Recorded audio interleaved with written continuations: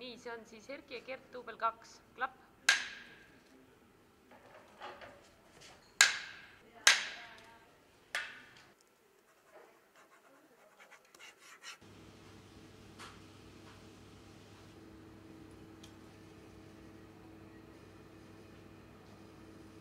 Oli lõpuni läbi.